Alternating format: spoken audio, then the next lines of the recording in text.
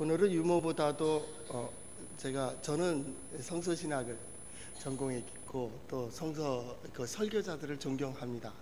그 강의 설교자들 혹은 유명한 설교자, 당대 영국의 런던에 세 분 목사님이 거의 동시대에 목회를 하게 됩니다. 저는 책으로 그 세 분의 책에 대해서 진짜 우리 번역된 것은 거의 다 보고 그래서 친문하게 되고 존경하게 됐는데, 그때 세 분 목사님이, 첫째는 마이어 목사님이라, 이 말씀은 잘 안 들어봤겠죠? 스펄전 목사님. 스펄전 목사님이 거기서 제일 설교 잘한다고 하는 그런 목사님입니다. 웨스트민스터 교회의 캠벨 몰간입니다. 로이드 존스 목사님 선배입니다.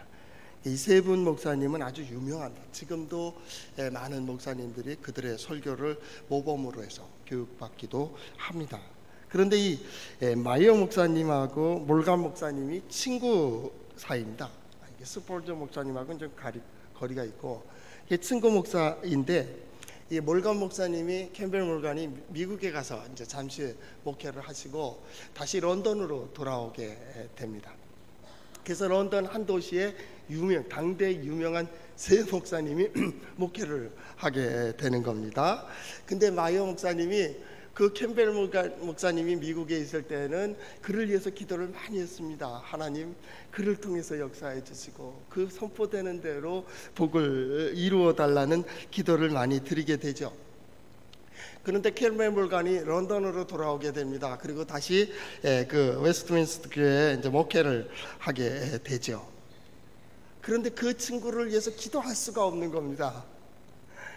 그를 축복하면 우리 교회 성장에 또 뭐 이렇게 영향을 끼칠까봐 그러는 것 같습니다. 그래서 하나님 앞에 그렇게 기도했답니다. 하나님, 내가 이런 마음을 가지고 있는데 이 욕심 버리게 하고 하나님 내게 부드러운 마음을 달라고, 내 마음을 바꿔달라고, 시기와 질투가 없게 해달라고 기도를 했답니다. 그런데 어느 한날 하나님께서 그 마음속에 이제 감동을 주셨습니다. 뭐라고 했냐면, 너는 네 마음을 다스릴 생각을 하지 말고 스펄전 목사와 캠벨 목사님 목회에 축복을 선언하라. 거기에 큰 감동을 받았습니다. 그래서 하나님께 다시 기도를 했답니다. 하나님, 스펄전 목사님과 그 교회를 축복해 주세요. 캠벨 몰간 목사님과 그 교회를 축복해 주세요. 그 기도를 시작하게 되었답니다. 그때부터 이 마이어 목사님은 새로운 어떤 감동을 받게 됩니다. 오늘날 같이 유명한 목사가 되는 데에는 그것이 한 단계 더 올라가는 그러한 역사를 경험하게 되었다라고 하는 글을 읽어보게 되었습니다. 마찬가지입니다. 우리가 어떤 신앙생활을 할 때나 혹은 어떤 사람들과의 관계 속에서 보면, 저 사람들을 아끼고 저 사람들을 사랑하고 그것이 저 사람을 위한 것이 아니라 결국은 하나님께서 나를 사랑하도록 하셨다라는 것이죠. 그러니까 하나님의 말씀은, 모든 말씀은 바로 하나님을 의지하고 바라보는 사람들을 위하여 말씀이 선포되고 있다라는 것입니다. 오늘 말씀을 들으면서 하나님께서 우리에게 주시는, 또 내게 주시는 하나님의 음성을 들으면서 과연 나는 어떻게 살아가야 될지, 그리고 그걸 통해서 내게 이루시고자 하는 하나님의 뜻을 발견할 수 있기를 바랍니다. 한번 따라해 볼까요? 하나님의 말씀인 성경은 나의 신앙이요 나의 고백입니다. 주여, 내게 무슨 말씀을 하려 하시나이까? 내게 무슨 말씀을 하시든지 그대로 하리이다. 그대로 해서 하나님께서 나를 통하여 혹은 내게 어떤 계획하신 모든 은혜와 복을 받는 우리 성도들 될 수 있기를 바랍니다. 우리는 신명기를 계속 살펴보고 있습니다. 이 신명기는 하나님의 말씀에게, 자녀들에게 주어진 말씀이고 하나님의 백성에게 주어진 말씀입니다. 하나님의 백성들에게 주시는 이유는, 너희는 이렇게 살아라. 그러면 내가 그 나머지 것들을 책임져 주시겠다라고 하는 겁니다. 결국 하나님의 말씀은 곧 나를 위한 말씀입니다. 때로는 불합리해 보이고, 때로는 이해가 되지 아니하고, 때로는 이것이 나하고 현실이 먼 것 같이 느껴지는 그 순간에도 말입니다. 우리는 하나님의 백성이기 때문에 하나님의 말씀을 듣고 그 말씀 따라 살아가는 겁니다. 신앙생활이란 첫째는 하나님을 의지하는 이들이 받는 은혜와 복이 무엇인가를 보는 겁니다. 신앙생활이란 그 생활 속에서 모든 상황, 모든 조건 속에 하나님을 의지하는 법을 배워나가는 겁니다. 신앙생활이란 내가 이해가 되지 않는 순간에도 하나님의 뜻을 따르는 겁니다. 하나님의 뜻을 따르며 과연 하나님께서 내게 혹은 나를 통하여 무엇을 이루실까인 것을 살피는 거예요. 이런 상황에도요, 그런 형편 속에서도요, 우리 하나님은 인자하시고 자비로우시고 우리 하나님은 그 모든 말씀 가운데에 바로 바로 하나님의 백성들, 복된 자들을 복된 자로 이끌어 가시는 거예요. 그래서 우리는 듣는 거나 보는 것뿐만 아니라 생각하는 것 자체도 항상 하나님의 뜻을 묻게 되는 거예요. 오늘 신명기 마찬가지입니다. 약속의 땅에 들어갈 세대에게 하나님께서 주셔서 너희가 그 땅에 거주할 때에 너희는 이렇게 살아라. 그래서 우리가 신명기 22장까지 달려오는 겁니다. 너희는 이런 백성이다. 너희는 이런 존재다. 그러니까 잊지 마라. 세상을 보고서 세상과 동조하지 마라. 너희는 하나님의 백성이다. 하나님의 자녀다. 하나님께 선택하셨다. 하나님의 성민이다. 우리는 스스로 얘기합니다. 나는 하나님의 자녀라. 나는 하나님의 백성이라고. 하나님께서 나를 선택해 주셨다고. 세상에 어떤 소리가 들릴지라도, 어떤 형편에 있다 할지라도 우리는 바로 그러한 정체성 속에서 살아가는 거예요. 오늘 성경 말씀도 마찬가지입니다. 내 형제에 대하여, 이웃에 대하여 말씀해 주고 있습니다. 그 형제라고 하는 히브리어에 보면 그 히브리어의 그 아히라는 단어를 쓰는데요, 이 아히라고 하는 단어가 참 재밌습니다. 생명의 울타리 안에 함께 시작하고 함께 배우고 함께 성장하는 것. 생명의 울타리 안에서, 생명의 울타리. 그 안에서 우리가 어떤 것을 생각하고 어떤 것을 할 때 그것이 뭐예요? 형제. 그렇기 때문에 우리 형제들은 다 그런 겁니다. 이것은 인위적으로 끊을 수 없습니다. 형제라고 하는 기본 단위는 같은 부모 밑에서 자란 혹은 같은 부모에게 출생한 이런 의미가 있거든요. 아주 좁은 의미에서는 그렇습니다. 이제 우리 관계 끊자. 계속 끊어지는 게 아닙니다. 그래도 형제입니다. 형제가 있음에 참으로 좋은 겁니다. 힘들고 어려울 때 갈등이 있고 또 그 힘든 그 순간에 옆에 함께 있어주는 그가 형제입니다. 어렸을 때 형제들이 이렇게 성장해 나가면 그때 어때요? 서로 싸우기도 하고 다투기도 하고 막 그럽니다. 그런데 한순간 형의 모습이 달라질 때가 있습니다. 그것은 뭐냐면 내가 밖에 나가서 친구들한테 매 맞든가 어떻게 돼가지고 울고 들어올 때 형의 얼굴이 달라집니다. 형이 어떻게 해요? 누가 그랬어? 그러고 나섭니다. 아니 아까까지만 해도 싸우고 어저께까지만 해도 나를 구박하던 그 형이 내가 남에게 구박을 맞았다니까, 내가 슬퍼한다니까 형이 어떻게 해요? 누가 그랬어? 하고 이러더라는 거예요. 누구예요? 형제이기 때문에 그렇다. 이게 형제입니다. 우리는 하나님의 백성입니다. 너희는 약속의 땅에 들어가면 그 땅에 거하는 바로 너희는 형제, 이스라엘을 형제로 묶어놨습니다. 이웃으로 묶어놨다고요. 왜요? 너희는 한 하나님을 섬기는 형제라. 너희는 하나님의 자녀, 하나님의 성민. 내 옆에 있는 그가 바로 하나님의 성민이고 자녀이고 백성이라고 하는 거예요. 우리는 그리스도인입니다. 예수 그리스도로 고백하며 우리는 하나님의 자녀라고 그렇게 고백하고 생각하는 우리는 그리스도인입니다. 우리 가운데 우리는 형제를 얘기하고 이웃을 얘기하는 것입니다. 누구예요? 우리들입니다. 바로 믿음의 사람들은 우리의 옆에 있는 사람들을 형제로 보아줄 수 있는 그런 사람들. 어떤 누가복음 10장에 보면 강도 만난 자의 비유가 있습니다. 어떤 율법 교사가 예수님에게 질문을 했습니다. 선생님, 어떻게 하면 영생을 얻을 수 있겠습니까? 율법에 뭐라고 되어 있느냐? 두 가지를 얘기합니다. 내 마음과 뜻을 다하고 하나님을 사랑하라. 그리고 내 이웃을 내 몸과 같이 사랑하라. 율법학자가 또 자랑스럽게 얘기합니다. 아니 그러면 이웃은 누굽니까? 라고 얘기했습니다. 그때 비유로 말씀하셨습니다. 강도 만난 자를 얘기합니다. 예루살렘에서 여리고로 내려가는데 거기에서 강도를 만났다. 어려움을 당했다. 과연 그의 이웃이 누구냐? 그 말입니다. 제사장, 종교인들이 그냥 지나간다. 레인이 그냥 지나간다. 어쩌면 유다 지역이니까 유대인인지 모른다. 유대인일 겁니다. 그런데 장사를 하러 그곳을 지나가던 사마리아인이 그의 곁을 다가가고 그에게 도움을 해줍니다. 그때 예수님께서 그 묻는 율법교사에게 물어본다. 내 생각에는 누가 강도 만난 자의 이웃이 되겠느냐? 그때 그 사람이 대답합니다. 자비를 베푼 자니이다. 제사장이요? 아니요. 레인이요? 아니요. 누구예요? 자비를 베푼 자니이다. 예수님 말씀하십니다. 그러면 너도 가서 그렇게 해.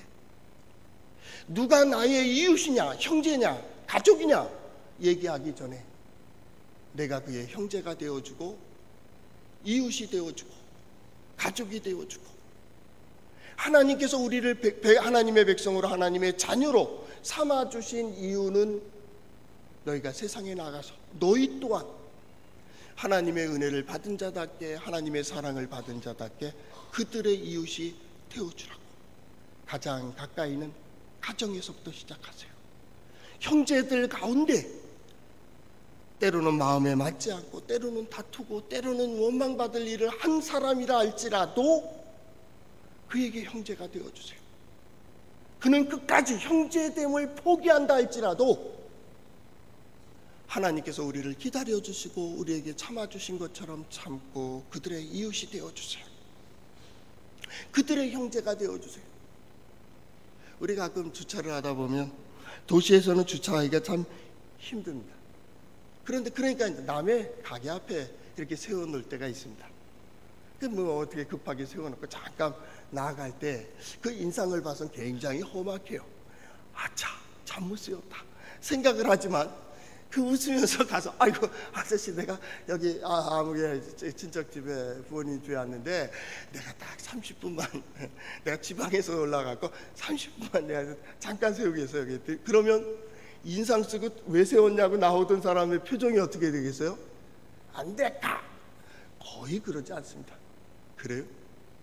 30분 우리 차가 들어오니까 거기 빨리 빼주시면 됩니다. 거의 그래요. 저 사람을 갖다가 저 사람에게 배려하는 것은 곧 나에게 배려하는 거예요. 성경은 그걸 얘기하는 겁니다. 우리 교사들에게 그런 질문을 했습니다. 소경이 등불을 들고 길을 가고 있습니다. 아니 왜 등을 드냐고. 소경은 꼼꼼해도 다니는데. 그랬더니 하는 말이 나는 상관없는데 저 앞에서 오는 사람이 내가 있다는 것을 모를까 봐 저 눈뜬 사람을 위해서 등불을 들었습니다. 자, 소경이 누구를 위해서 등불을 들었습니까? 그냥 간단하게 생각하면 눈뜬 사람을 위해서 든 거예요? 아닙니다. 그 얘기를 잘 들어보세요. 만약에 눈뜬 사람이 어두워갖고 보질 못하고 누구하고 부딪힙니까? 나하고 부딪히면 내가 아파요. 결국 저 사람을 위해서 일하는 것 같지만 나를 위해서 일하고 있다는 거예요. 왜? 너희는 함께 살아가고 있다는 겁니다. 서울 근교에 지금은 유원지가 되었지만 그 계곡 골짜기 별거 없습니다. 아주 뭐 경기도 산들 다 그렇고 골짜기가 있는 데가 있었습니다. 그런데 거기에 시내 물이 흘러 있었고요. 거기에 옛날엔 사람들이 그렇게 찾지 않는 곳인데 아는 사람들은 여름 더우면 그쪽에 놀러 가서 이렇게 지금 일산 이쪽인데 거기에 가서 많이 시원하게 즐겼습니다. 그런데 한 가지 중요한 게 있어요. 그 사람들은 아주 순수해요. 그냥 가는 사람들에게 뭐 배고프면요, 여기 어디 뭐 사 먹을 데 있습니까? 없어요. 조그만 마을이니까. 그러니까 우리 집에 오라고. 그래서 된장찌개를 끓여줘요. 저도 한 번 먹은 적이 있는데요, 그 된장찌개가 그렇게 맛있어요. 우리 어머니 거보다 맛있을까요? 그럴 리 없습니다. 그런데 우리 어머니 거보다 더 맛있어요. 왜요? 그 대접하는 마음이 좋은 거예요. 반찬 김치 이렇게 무김치 하고 이렇게 먹는데 그게 좋아요. 또 가는 거예요. 또 가는 거예요. 지금 그쪽이 그냥 번성해가지고 유원지가 되어버렸습니다. 언젠가 뭐 물난리가 나서 큰일 난리 했지만 큰 유원지가 되어버렸습니다. 오늘 성경 말씀은 아마 그런 입장에서 한번 보시면 돼요. 이스라엘 백성들을 하나님의 약속의 땅 안에 세워주셨습니다. 하나님께서 주시는 땅이 어디겠습니까? 우리가 서 있는 곳입니다. 하나님의 은혜를 알고 있는 자, 하나님의 역사를 보고 있는 자, 하나님을 경외하는 자가 서 있는 모든 곳은 하나님께서 허락하신, 하나님께서 주신 땅이다. 우리의 시간도, 우리의 물질도, 우리의 건강도, 우리의 모든 삶도 바로 하나님께서 내게 주신 땅이다. 이 안에서는 이렇게 살아야 된다. 신명기에 나오는 모든 말씀, 나그네든지 고아든지 가부든지 어려움 당하고 있는 사람든지 형제이든지 이웃이든지 너희가 그렇게 해줄 때 그들의 이웃이 되고 그들의 하나님이 곧 나의 하나님이 되는 거예요. 왜요? 아브라함을 부를 때에 내가 너를 복된 자로 얘기한다. 내가 너를 복된 자로 세워주겠다. 너로 인하여 많은 사람들이 복을 받을 것이다. 무슨 복을 받아요? 하늘의 복을 받는 겁니다. 바꿔 말하면 나를 통해서 저 사람이 복된 자로 바뀌는 겁니다. 저 사람은 인상이 나쁘니까, 생활이 바쁘니까 그게 중요하지 않습니다. 어떤 사람은 많은 은혜를 받아도 뭐 변하지 않는 사람도 있지만 거의 변합니다. 인간은 상대적입니다. 어떤 사람 볼 때 그 사람 나쁘다고 얘기하는데 내가 볼 때는 좋아요. 변함이 없어요. 왜 그래요? 상대적이기 때문이겠습니다. 그들은 우리의 거울과 같이 거기에 있는 겁니다. 오늘 성경 말씀에 이렇게 얘기하는 겁니다. 내 형제의 소나 양이나 길에 잃은 것을 보거든 너는 못 본 채 하지 마라. 못 본 채 하지 마라. 반드시 이렇게 행하라. 반드시 이렇게 행하라. 핑계하지 마라. 변명하지 마라. 너희 중에는 이렇게 행해야 된다.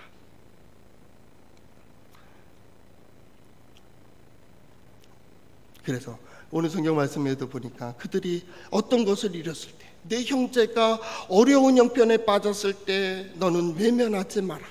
사람들은 피하고 사람들은 도망가고 사람들은 모르는 채 그렇게 하지만 너는 안 돼. 너는 하나님의 백성이잖아. 너는 백성이잖아. 반드시 도와줘야 된다.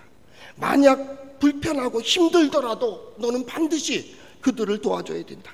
그들의 손을 잡아야 된다. 비록 내가 시간이 오래 걸리고 소비되고 내 물질이 소비되고 내 모든 정력이 소비된다 할지라도 너는 반드시 찾도록 찾아서 그에게 돌려줘야 된다.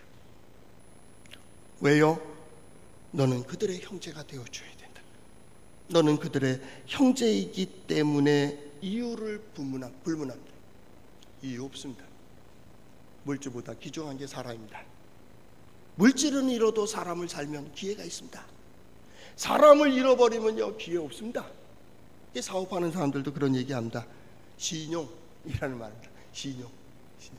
신용이 뭡니까? 힘들어도 어려워도 선한 사마리아 사람이 그냥 지나갔다면 그건 죄는 아닙니다. 제사장이 그냥 지나갔기 때문에 죄 아니에요. 강도 만난 자를 안 도와줘도 됩니다. 레인 그냥 지나갔기 때문에 죄예요? 아니에요. 그러지 마세요. 중요한 것은 너희는 하나님의 백성이라는 겁니다. 백성이기 때문에 그러면 안 된다는 겁니다. 형제이기 때문에 도우라는 게 아닙니다. 이것을 기억해야 됩니다. 너는 하나님의 백성이기 때문에 도와야 된다는 겁니다. 그래서 하나님의 말씀은 1차원적인 인간의 관계 속에서 해석되는 것이 아니고, 물론 이것도 감당하지만 그 위에 하나님의 마음으로 그들 앞에 서며 하나님의 뜻을 그들 가운데에서 보여주는 것이 하나님의 백성입니다. 누가 하나님의 자녀이냐? 아니, 누가 너희들 가운데 형제이냐? 자비를 베푼 자이니라. 짐승들은요, 만나면, 낯선 얼굴이 만나면 서열을 정한다. 그래서 으르렁거립니다. 이게 동물입니다. 동물적인 욕구가 그렇게 되어 있어요. 탁 보고 서열이 정해지든가 싸우고 서열이 정해지게 됩니다. 그리스도인들은 그러면 안 됩니다. 하나님의 백성은 동물적인 욕구와 동물적인 욕정에 의해서가 아니라 하나님의 뜻에 우선 두는 거예요. 그리고 그것이 이웃이 되어주는 거예요. 내가 어려울 때, 내가 힘들 때, 그 옆에 서 있던 사람들, 함께 있었던 사람들, 손잡은 사람들이 누구냐? 그들이 형제예요. 바꿔 말한다면, 그가 나의 형제가 아닐지라도 내가 그의 형제가 되어주면 그는 내 형제가 되는 겁니다. 그래서 그리스도의 미츠바나마라고 하는 유대인의 율법에 보면 반드시 도울 자를 도와라. 이웃이 혹은 이스라엘 민족 중에서 누가 포로로 빚을 져서 끌려갈 때, 노예로 끌려갈 때 너는 못 본 채 하지 마라. 너의 가진 모든 것으로 그를 속량하라. 그리고 대가를 바라지 마라. 그래서 유대인들은 그렇게 말합니다. 풀어주고 그에게 노예로 끌려갈 때 사가지고 그 어깨를 두드리며 하는 말은 뭐냐면 우리는 형제입니다 라고 얘기합니다. 어디에 가든지 무엇을 하든지 마찬가지입니다. 오늘 성경 말씀은 그 얘기를 하고 있는 겁니다. 너희가 이렇게 되어 보거든, 못 봤다면 어쩔 수 없어요. 보았다면 못 본 채 하지 말고 너는 반드시 그것을 끌어다가 내 형제에게 돌릴 것이요. 내 형제가 내게서 멀거나 또는 내가 그를 알지 못하거든 그 짐승을 내 집으로 끌어다가 찾기까지 내게 두었다가, 이게 표현되어 있지 않지만 반드시 그에게 돌려주라. 그런데 더 중요한 것은 낙이라도 그렇게 하지만은 의복이라도 그렇게 하고 형제가 잃어버린 어떤 거라도 마찬가지다. 그들을 회복시켜줘야 된다. 못 본 채 하지 말고 너는 반드시 형제를 도와 그것들을 일으켜줘라. 그런데요, 예수 그리스도의 복음은 한 단계 더 올라갑니다. 너를 핍박하는 자를 위하여 축복하고 너의 원수를 위하여 기도하라고 합니다. 왜 그럴까요? 그가 변하는 겁니다. 그 원수가 변하고 그가 변해서 또한 어떤 사람이 됩니까? 똑같은 그런 사람이 됩니다. 돕는 사람이 되고 사랑하는 사람이 되고 그것을 실천하는 사람이 되어 내 형제가 되어준다라는 겁니다. 제가 그러면서 옛날 자료들을 하나 찾아봤습니다. 그 어느 목사님 책에 컬럼에 있는 책인데, 찰스 폴슨이라고 하는 사람에 대한 얘기입니다. 닉슨 대통령 때 우리가 잘 아는 워터게이트 사건이 있었습니다. 그 사건의 책임을 짓고 그가 이제 감옥에 갇히게 됐고, 인생이 이제 끝났다라고 생각할 때에 그때 끝까지 자기 옆에서 이렇게 있어준 사람이 또 하나가 생기게 됩니다. 그 사람이 그를 위해서 기도하고 그를 갖다가 계속 이렇게 권면을 하고 그가 어떤 책을 넘겨줍니다. 그 책을 보고 그는 아주 감동을 받습니다. 그리고 그 끝까지 자기를 사랑해주고 찾아주는 그 사람으로 인하여 감동이 돼서 예수를 믿게 됩니다. 그리고 그가 이렇게 기도를 했답니다. 과연 이제 내가 무엇을 해야 될까? 그때 깨달은 겁니다. 나와 똑같이 감옥에 갇혀서 이렇게 어려움 당하고 있는 사람을 위해서 내가 그들을 도와야겠다. 내가 하나님의 손이 되어야 되겠다 라고 생각하고 이 사람은 벌써는 기도하기 시작하는 겁니다. 내가 이들을 위해서 기도하게 돕는 사람이 되게 해주세요. 그래서 감옥에서 나오게 됩니다. 나와서 그 수록했을 때 하나의 그룹을 만듭니다. 그게 프리즌 펠로우십이라고 하는 단체입니다. 죄인을 위한 어떤 단체인데 교도소 선교를 하게 되는 거예요. 그래서 교도소 선교사가 돼가지고 많은 사람들을 위로하고 격려한다. 너희가 스스로 포기하지 마라. 하나님께서 여러분과 함께 하시고 나도 그런 상황에 있었다고 증거하기 시작하였습니다. 그래서 많은 사람들이 감동을 받고 아픔을 당한 사람, 시리에 빠진 사람들이 새로운 소망을 갖기 시작했다.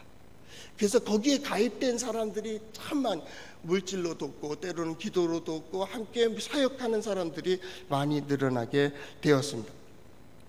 그래서 미국에 존경받는 인물 그랬을 때 10명 혹은 20명을 적으라고 한다면 이 폴슨이라는 사람 이름이 빠지지 않는다고 합니다. 그런데요, 이 사람이 뭐 일반적으로 우리 노벨상이 유명하잖아요. 그런데 종교적으로 유명한 상이 템플턴 상입니다. 바로 이 템플턴 상을 템플턴 상을 수상하게 됩니다. 받게 되고, 그래서 임한 사람들이 되었다. 예측하지 못하는 그러한 상황 속에 하나님은 나를 통해서 역사하고 계시다. 어쩌면 이 어려운 시대에 힘들다고 하고 변화되고 있는 시대에 내가 어떻게 변해야 될까, 어느 자리에 설까, 이렇게 기도할 때에는 너무나도 지금 배부른 소리예요. 너무나도 여유롭지 않아요? 지금은 그런 기도를 드릴 때가 아닙니다. 지금 내가 누구의 이웃이 되어주는 겁니다. 그것이 하나님은 그것을 통해 원하지도 않고 뜻하지 않았던 어떤 길이 열리는 열쇠는 하나님께서 우리가 선한 사람이고 복된 사람이라면 만나는 사람들 가운데 어떤 자를 세워줘요. 뜻밖의 사람이 나를 위로하고 뜻밖의 사람들이 길을 열어주고 뜻밖의 사람들이 나를 인도해 준다. 내가 힘들고 어려울 때, 내가 어둡고 암울한 가운데 있을 때 하나님은 그를 통해서 역사하신다. 그래서 내가 또 그런 사역을 하게 되고 그렇게 되어지는 거죠. 그때 시간이 지난 후에 마태복음 25장에 보면 임금님이 양과 염소를 가르는 그러한 이야기가 나옵니다. 그 오른편에 있는 자들에게 이렇게 임금이 말합니다. 내 아버지께 복을 받을 자들이여 나와 창세로부터 너희를 위하여 예비된 나라를 상속을 받으라. 내가 이럴 때 너가 주었고 마시게 하였고 영접하였고 입혀주었고 돌봐주었고 그것을 내가 봤다라는 겁니다.